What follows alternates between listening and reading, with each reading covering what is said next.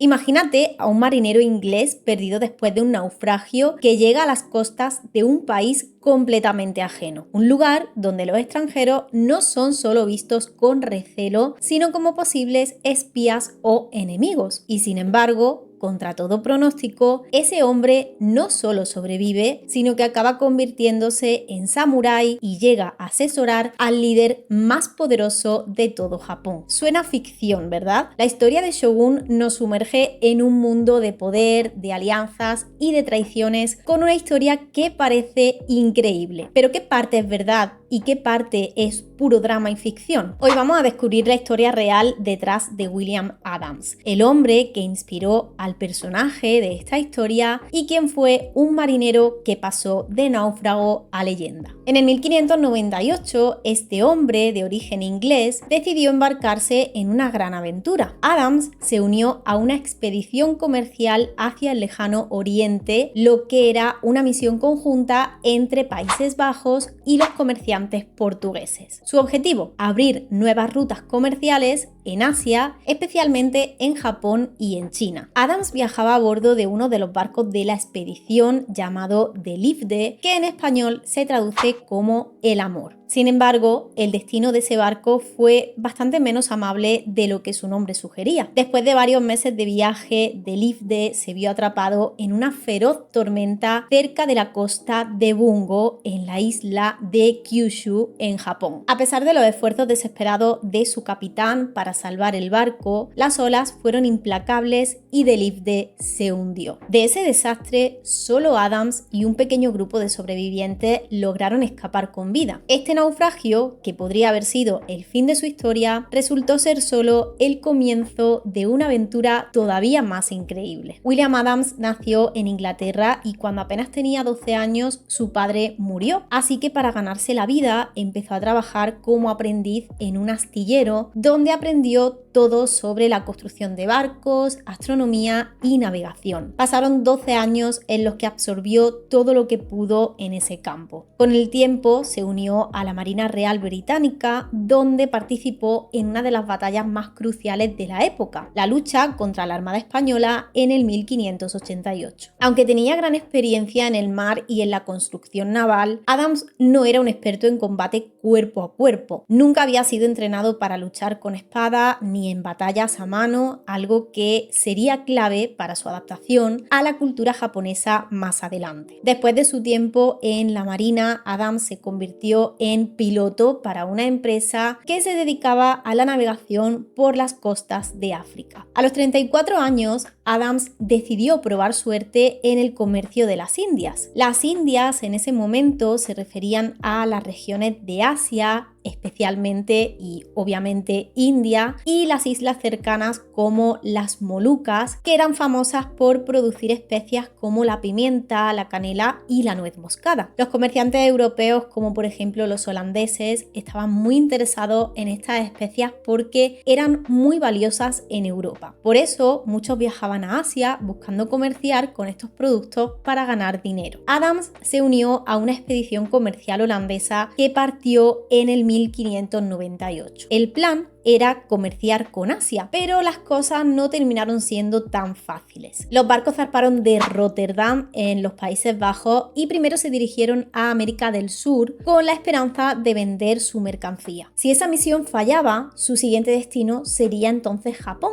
donde pensaban que podrían hacer negocios y luego continuarían hacia las Molucas para conseguir estas especias antes de volver a Europa. El viaje estuvo lleno de dificultades desde el principio. La flota tuvo que hacer varias paradas, incluso una en África, para reabastecerse. El estrecho de Magallanes fue un obstáculo particularmente complicado, con tormentas y con malas condiciones meteorológicas que dispersaron a la flota. Solo 3 de los 5 barcos lograron seguir adelante. Uno de ellos fue capturado por los españoles y otro terminó regresando a Rotterdam con solo una pequeña parte de su tripulación. Durante el viaje, Adams fue trasladado al barco Livde, que en la ficción se llama Erasmus y que originalmente en la realidad también se llamaba así en referencia al filósofo Erasmo de Rotterdam, ya que el barco llevaba una figura de madera con su imagen en la popa. Después de pasar por las Islas Galápagos, la expedición tuvo varios enfrentamientos con los nativos en las islas del Pacífico, lo que resultó en la muerte de varios tripulantes. A pesar de estos problemas, los supervivientes decidieron continuar su viaje hacia Japón, temiendo represalias de los españoles. A finales del 1599 partieron hacia el oeste, pasando por las islas del Pacífico. Durante el viaje hubo varios marineros que desertaron y en febrero del año 1600 un tifón hundió el otro barco que quedaba,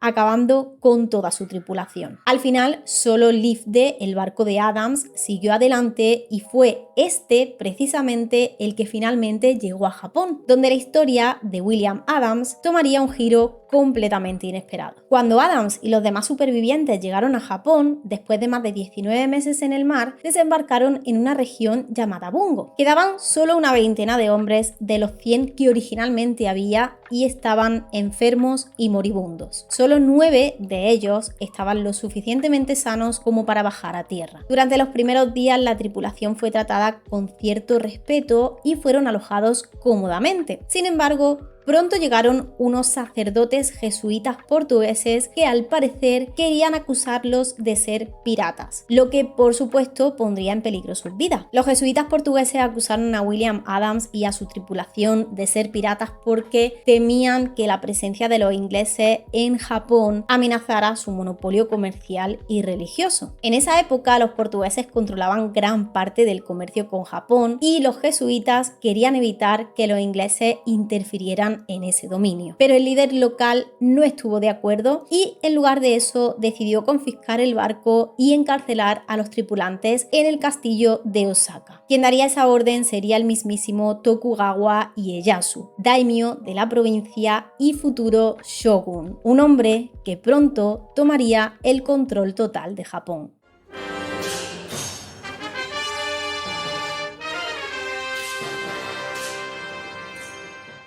Durante muchos años, Japón había estado dividido en varias regiones gobernadas por diferentes señores de la guerra, llamados daimyo, que luchaban constantemente entre sí por el poder. Este periodo caótico se conoce como el periodo Sengoku o la época de los estados en guerra. Ieyasu era hijo de un pequeño señor feudal de la provincia de Mikawa, lo que actualmente es la prefectura de Aichi, pero desde niño su vida fue bastante complicada porque fue tomado como rehén político por clanes rivales, algo que era muy común en esa época para garantizar alianzas. Cuando creció, Ieyasu se convirtió en un líder fuerte y muy astuto. Se alió con dos de los más grandes unificadores de Japón. Primero con Oda Nobunaga y después con Toyotomi Hideyoshi. Estos dos hombres habían logrado controlar gran parte del país y Ieyasu, en lugar de pelear contra ellos, decidió apoyarlos, pero siempre manteniéndose listo para tomar el poder si se presentaba la oportunidad. Apuñalamiento pero entre coleguillas ahí en plan...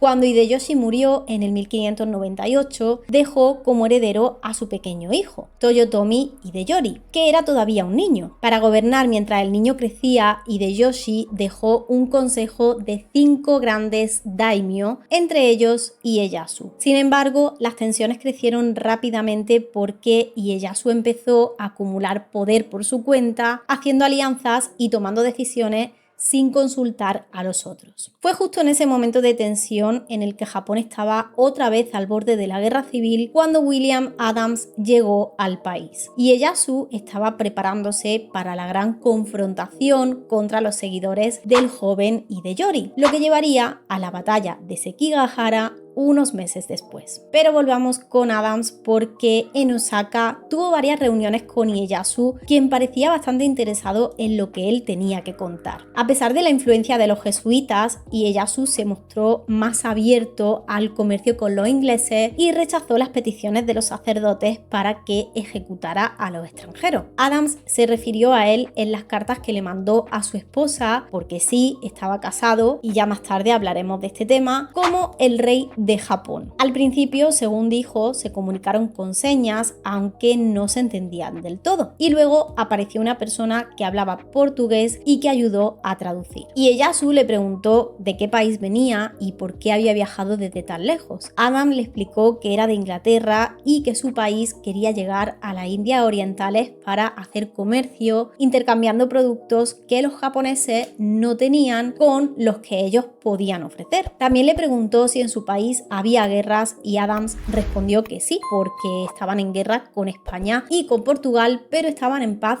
con otros muchos países. Y Ieyasu también quiso saber en qué creían los ingleses y Adams le dijo que creían en Dios, en el creador del cielo y de la tierra. Después hablaron de otros temas como la ruta del viaje y Adams le mostró un mapa del mundo y le explicó cómo habían llegado navegando a través del estrecho de Magallanes en Sudamérica. El rey se sorprendió mucho con esto, incluso llegó a pensar que Adams estaba inventándolo o estaba exagerando. Al final estuvieron hablando de muchas cosas hasta la medianoche.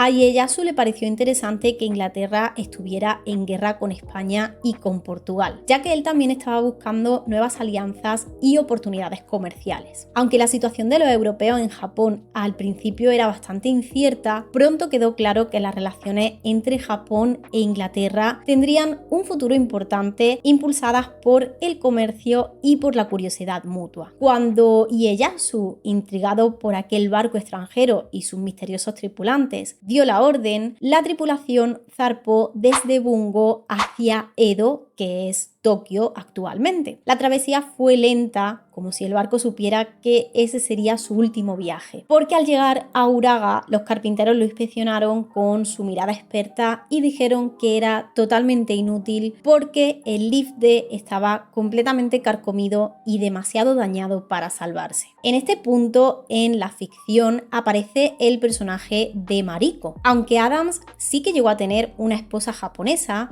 de la que también os hablaré más adelante, no tuvo ninguna relación como la que se nos muestra, especialmente porque el personaje de Mariko está inspirado en una mujer muy importante en la historia de Japón, pero que murió justo el año que él llegó al país. Esta mujer fue Hosokawa Gracia, nacida como Akechi Tama, hija de un famoso samurái que sí fue también un traidor y asesinó al daimyo Oda Nobunaga. Este señor fue aliado de Ieyasu durante muchos años. Gracia se casó con otro poderoso daimyo, Hosokawa Tadaoki, quien al principio servía al clan Toyotomi, pero después se pasó al bando de Ieyasu. Fue uno de sus aliados clave en la batalla de Sekigahara. Más tarde, ella adoptaría el nombre cristiano de Gracia al convertirse al catolicismo después de conocer a misioneros jesuitas en Japón. Aunque la ficción no se copia exactamente su vida, sí que se toman de ella varios elementos. En realidad, Gracia fue tomada como rehén en la batalla de Sekigahara y le ordenó a un sirviente que acabara con su vida para no ser usada como moneda política. Después de esto, los jesuitas y otros cristianos en Japón la veneraron como mártir, aunque nunca fue canonizada oficialmente. Tanto ella como Adams estuvieron cerca del círculo político de Ieyasu y ambos representan el encuentro entre Japón y Occidente, especialmente en temas de religión y de cultura. Volviendo a lo que sí pasó realmente,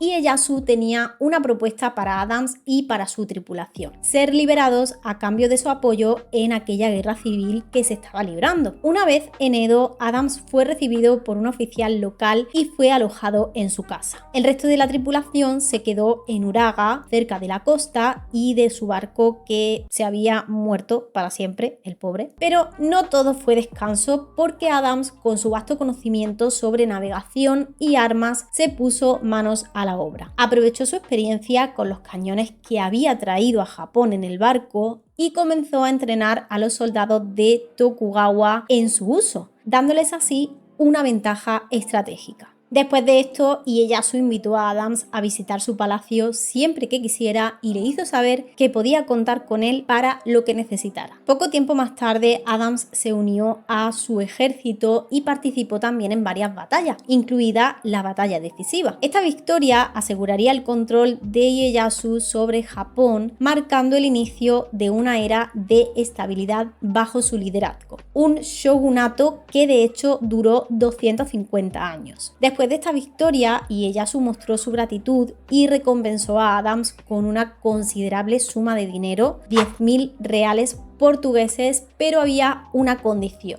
y es que la tripulación del Livde no podía abandonar Japón. Durante el tiempo que estuvo en aquel país, Adams desarrolló una profunda admiración por la sociedad japonesa bajo el shogunato. A menudo describía a los japoneses como personas corteses, valientes, justas y muy civilizadas, cualidades que le impresionaron profundamente. Para él, el sistema de gobierno y las costumbres de Japón reflejaban una cultura de orden y respeto que consideraba ejemplar. Sin embargo, a pesar de esta admiración, Adams era conocido por sus firmes creencias religiosas. Era un ferviente protestante con una fuerte aversión hacia los católicos, algo que influiría en muchas de sus decisiones durante su estancia en Japón. Al año siguiente de su llegada, Ieyasu recompensó también a los miembros de la tripulación por su apoyo y su conocimiento y les dio una asignación regular de arroz. A cambio, estos hombres servirían como asesores y maestros de su gobierno. Recibir una asignación de arroz, conocida como koku, no solo era un pago, sino que también era un símbolo muy importante de estatus social, de confianza y de poder. Un par de años después, Adams hizo historia al pilotar el primer barco mercante español en la bahía de Edo, lo que le permitió que la ciudad se convirtiera en un puerto comercial clave. Ese mismo año, Ieyasu le otorgó a Adams una mansión en Edo con personal de limpieza y una asignación mensual de 50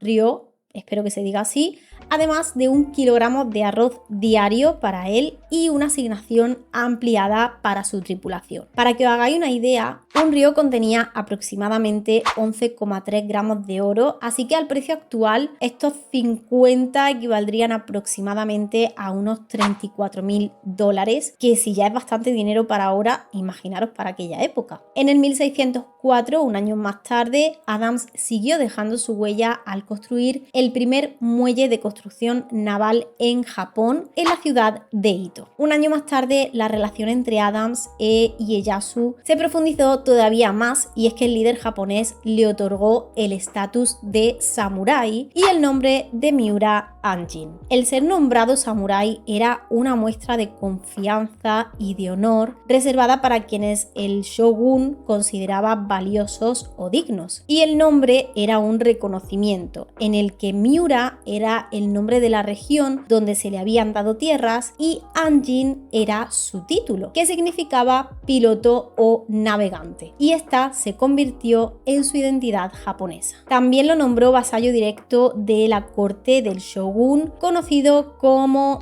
Jikatatori Hatamoto. Ese mismo año, Adams consiguió que Ieyasu autorizara la llegada de la compañía holandesa de las Indias Orientales a Japón para comerciar. Sin embargo, mientras tanto, Adams intentó enviar cartas a su familia en Inglaterra, pero los holandeses las retuvieron para evitar que la compañía inglesa de las Indias Orientales supiera su nuevo destino en Japón. Se cree que ese año Adams se casó con una mujer japonesa. Él ya estaba casado en Inglaterra con una mujer llamada Mary Hinn, con quien había contraído matrimonio en el 1589 en Londres. Habían tenido 2 hijos, un niño llamado John y una niña llamada Deliverance. Su familia sufrió después del viaje de Adams y se dice que incluso tuvieron que recurrir a la indigencia durante un tiempo. La mujer japonesa con la que se casó no está claro cuál era su nombre ni tampoco su estatus social, pero se cree que se llamaba Oyuki y que era hija adoptiva de un médico de Edo o de un funcionario y comerciante. No se trató de un matrimonio formal según los ritos cristianos europeos, pero sí que fue reconocido en la sociedad japonesa como una unión legítima. Con su esposa japonesa, Adams tuvo 2 hijos, uno llamado marido Joseph y una hija llamada Susana. Se rumorea que tuvo otros hijos con concubinas o con amantes, aunque estos no fueron mencionados en su testamento.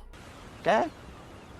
¿Cómo que no? En el 1607, Ieyasu, reconociendo los logros de Adams, lo nombró también vasallo directo de su corte y le asignó más territorios. Para entonces, Tokugawa Hidetada, el hijo de Ieyasu, se convirtió en el segundo shogun y se estableció un sistema de gobierno dual. Hidetada controlaba la corte oficial desde Edo, mientras que Ieyasu mantenía un gobierno informal desde el castillo de Sumpu. Ieyasu hizo esto para asegurar la estabilidad y el futuro del shogunato. Decidió abdicar ya que tenía 63 años y tenía problemas de salud, aunque seguía manteniendo una gran influencia política y bueno, también hizo esto para evitar luchas de poder dentro de su propia familia. En este nuevo gabinete, Adams y otros vasallos de confianza se encargaron de los asuntos exteriores y de la diplomacia. Adams no solo recibió unos altísimos honorarios, sino que también fue recompensado con más tierras todavía en la actual ciudad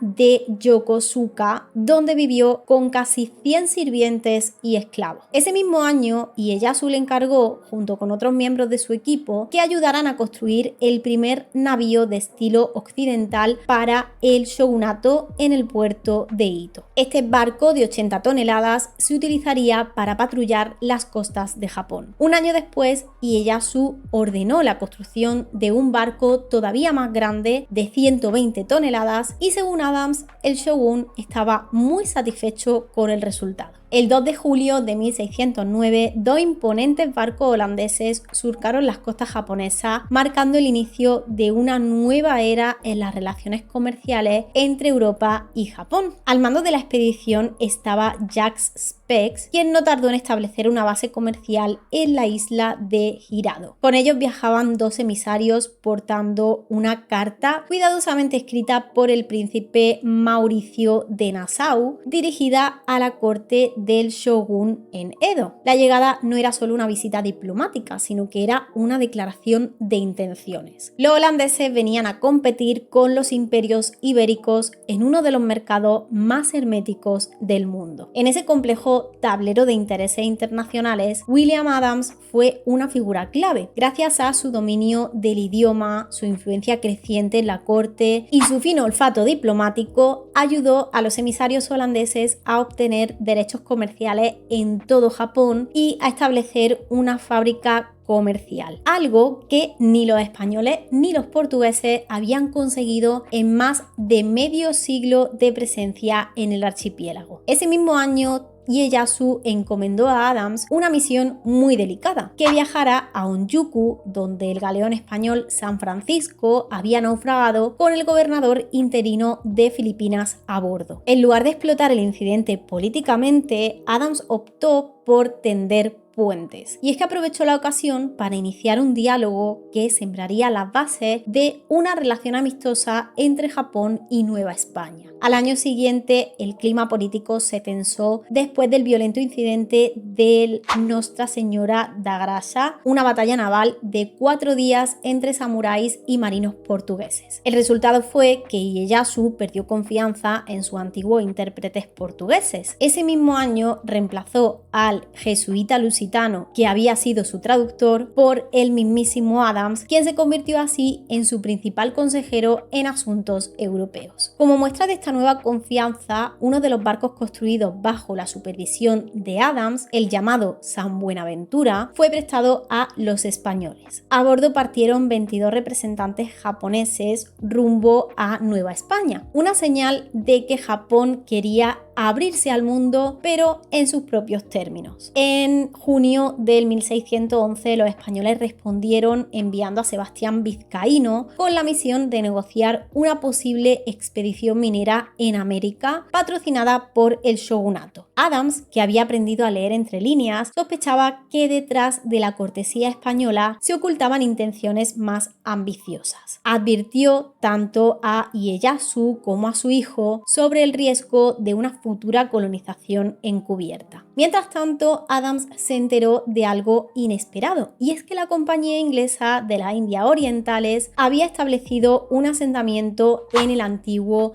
Banten, actual Indonesia. Y es que hubo una traición silenciosa porque los holandeses no habían entregado las cartas que él había enviado años antes a su país natal. Así que Adams, frustrado pero no derrotado, escribió una nueva carta, esta vez de 5.960 palabras exactamente, no era una carta corta, dirigida a su familia y antiguos contactos en Inglaterra. En ella les contaba su vida en Japón, les pedía noticias y los invitaba a comerciar directamente con el país del sol naciente. Confiando en un marinero inglés recién llegado a bordo de un barco holandés, le entregó la carta con la esperanza de que ésta llegara a su destino. Así, Adams no solo consolidaba su posición en Japón como una figura influyente y respetada, sino que también mantenía vivo el hilo que lo conectaba con Europa, abriendo nuevas rutas entre dos mundos separados por océanos, pero cada vez más unidos por el comercio, la diplomacia y la tenacidad de un navegante que se reinventó en tierras lejanas. En enero del 1613, un marinero inglés cruzó medio mundo para entregar a William Adams una carta muy esperada, una respuesta desde su lejana Inglaterra. Era una señal de que al fin su mensaje había llegado a casa. 6 meses más tarde, en junio, un capitán inglés arribó a Hirado con una misión clara, que era establecer una fábrica comercial para la compañía inglesa de las Indias Orientales. Por primera vez, los ingleses pisaban Japón y Adams, ya un hombre de confianza en la corte japonesa, se preparó para recibirlos. Juntos, Adams y este capitán emprendieron un viaje hacia el castillo de Sumpu, donde planeaban entrevistarse con Ieyasu. En el camino hicieron una parada memorable en Kamakura, donde contemplaron el imponente Gran Buda, una imagen de serenidad en medio de tantos cambios. Luego continuaron hacia Edo, donde fueron recibidos por el hijo del shogun, por Tokugawa Hidetada. Durante esa audiencia les entregó un valioso obsequio para el rey Jacobo I de Inglaterra, que era un conjunto de armaduras japonesas, lo cual era símbolo de respeto y de apertura diplomática. Finalmente, el 29 de septiembre regresaron a Sumpu, donde Ieyasu les concedió un sello rojo, una licencia oficial para comerciar con Japón. Era un privilegio codiciado y un logro que sellaba la influencia de Adams en la red diplomática del shogunato. Aunque se planteó la posibilidad de regresar a Inglaterra, Adams decidió quedarse. Aceptó un contrato con la Compañía de las Indias Orientales, convirtiéndose en una pieza clave en la fábrica de Hirado, con un salario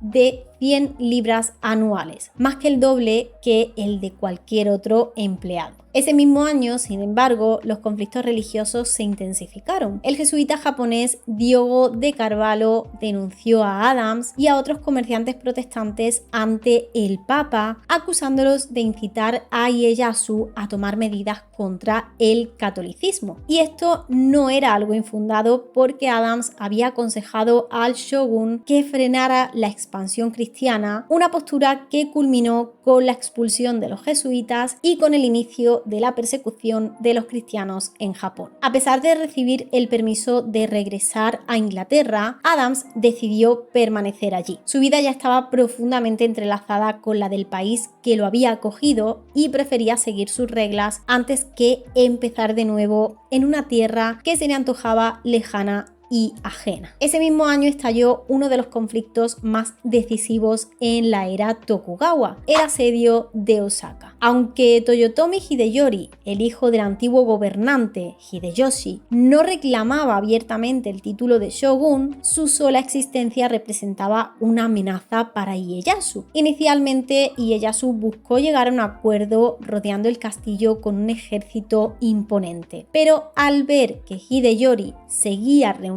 partidarios, comprendió que la paz no era una opción. Ordenó un ataque total y la batalla fue feroz, tanto que al final el castillo cayó y Hideyori y su madre se marcharon voluntariamente, no sé si me entendéis, marcando el fin decisivo del linaje Toyotomi. Durante los preparativos bélicos, Adams también jugó su papel porque facilitó transacciones cruciales. Ayudó al shogunato a adquirir plomo de los ingleses y de los holandeses y más adelante medió en la compra de pólvora, de cañones y de municiones, elementos que serían decisivos para la victoria. Pero el comerciante no se detuvo allí. Ese mismo año ideó una nueva expedición comercial hacia Siam, lo que hoy es Tailandia, en busca de mercancías valiosas. Compró un viejo barco japonés, lo restauró y lo bautizó como Sea Adventure. Zarpó en noviembre con una tripulación mixta de 120 personas, japoneses, chinos, italianos y españoles. Sin embargo, poco después, una tormenta cerca de las islas Ryukyu los obligó a desviarse. Llegaron a Naha, donde el gobernante local se negó a ayudarles, pero a pesar de todo regresaron a Hirado en junio con algunos productos como batatas cultivadas gracias a la Compañía de las Indias Orientales. Adams no tardó en lanzarse a su siguiente aventura. En diciembre partió otra vez hacia Siam, esta vez en busca de una madera que era muy preciada porque se utilizaba para fabricar un tinte rojo. Después de 47 días de navegación, volvió triunfante con un cargamento muy grande, entre el que se encontraban 143 toneladas de madera y 3.700 pieles de ciervo. Estos viajes no solo enriquecieron los intercambios entre Japón y Europa, sino que también reforzaron la posición de Adams como una figura esencial en el comercio internacional, incluso en medio de una marea de tensiones religiosas y políticas. En Inglaterra, su esposa Mary recibió parte de su salario desde la compañía, una prueba de que, pese a la distancia, William intentó no olvidarse al completo de ella. Sin embargo, en el 1920, Mary falleció en la ciudad de Kent, sin volver a ver al hombre que un día había zarpado hacia lo desconocido.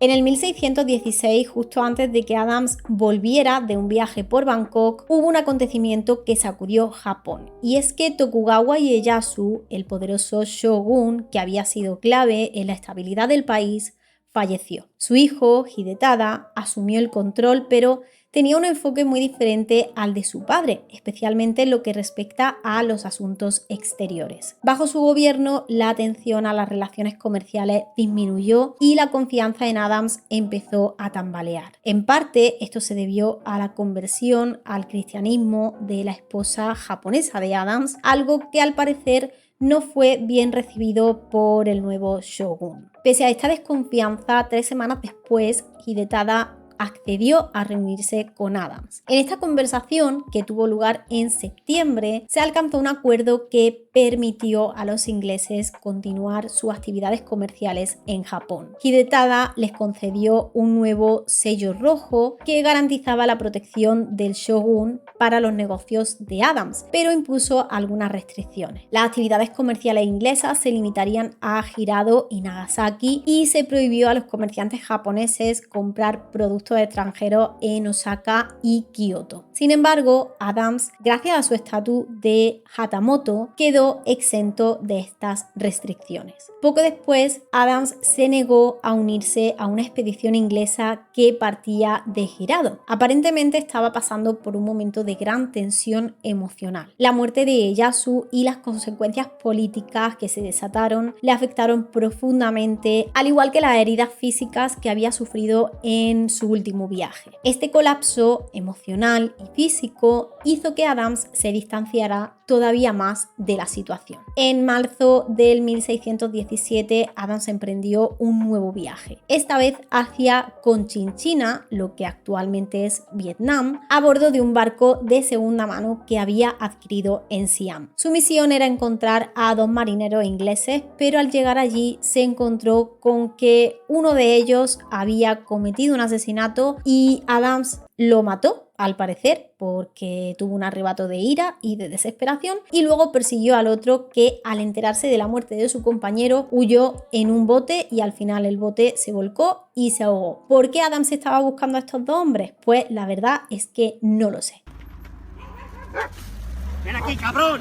¡Cobarde! Pero después de este trágico desenlace, volvió a Japón, se reunió otra vez con Hidetada en el castillo de Fushimi y obtuvo nuevas licencias de sello rojo. Sin embargo, después de una reflexión muy profunda, decidió vender tanto el barco como las licencias a la factoría inglesa en Hirado. Al año siguiente, Adams participó en una misión holandesa de Hirado a Edo, pero cuando los holandeses trajeron un barco inglés capturado a Hirado, surgieron tensiones entre los comerciantes ingleses y los holandeses, que hasta el momento habían sido aliados. Inicialmente, Adams se mostró reacio a ayudar a los ingleses, argumentando que Hidetada no estaría interesado en intervenir en un conflicto tan menor. Sin embargo, después de un tiempo cambió de opinión y se reunió con él en octubre para tratar el asunto. Sin embargo, Hidetada se negó a otorgar nuevas licencias a la factoría inglesa en Japón. Todo esto hizo que la situación de Adams fuera cada vez más complicada. A pesar de sus contribuciones, se encontró atrapado en una red de lealtades y de conflictos que no podía resolver. De marzo a agosto del 1619, Adams emprendió su último viaje a Cochinchina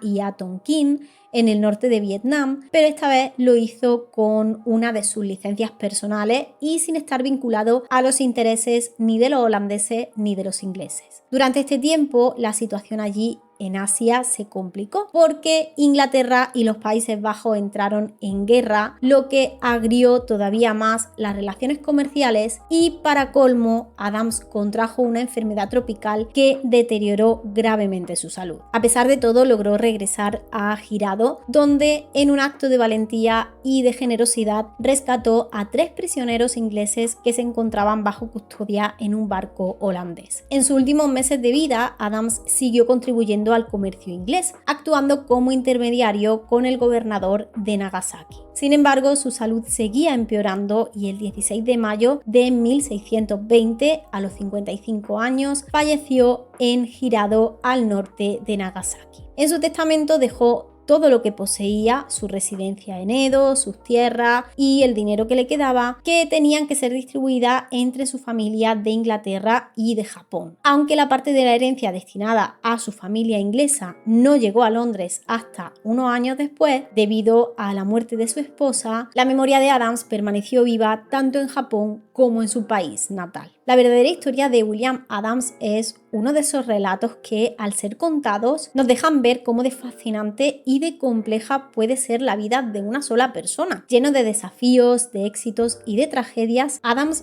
fue un hombre que, gracias a su conocimiento y a sus habilidades, logró cambiar la historia no solo de Japón, sino también de Occidente. Su presencia en Japón, su relación con el shogun y su contribución a la construcción naval marcaron un antes y un después en los intercambios culturales entre Oriente y Occidente. Aunque la historia de Shogun se basa en gran medida en la figura de Adams, es muy importante tener en cuenta que, como ocurre en muchas adaptaciones literarias o cinematográficas, se toman algunas libertades artísticas para darle mayor dramatismo a la narrativa. No obstante, la verdadera historia de Adams sigue siendo un poderoso testimonio de las posibilidades que surgen cuando dos culturas tan diferentes encuentran formas de comunicarse y de aprender unas de otras. Pues ha sido todo por el vídeo de hoy, espero que os haya gustado y lo siento si se me ha ido la voz en algunos tramos porque no sé qué me pasa, pero es que tengo la garganta fatal. Gracias a los miembros del canal por apoyarnos de esa manera, gracias a ti por ver este vídeo. Si no sabes qué comentar, déjame este emoticono en los comentarios y yo te responderé tan rápido como pueda. Y sin nada más que decir, y bueno, sin poder decir nada más porque es que se me está yendo la voz por completo, nos vemos en la próxima. Chao.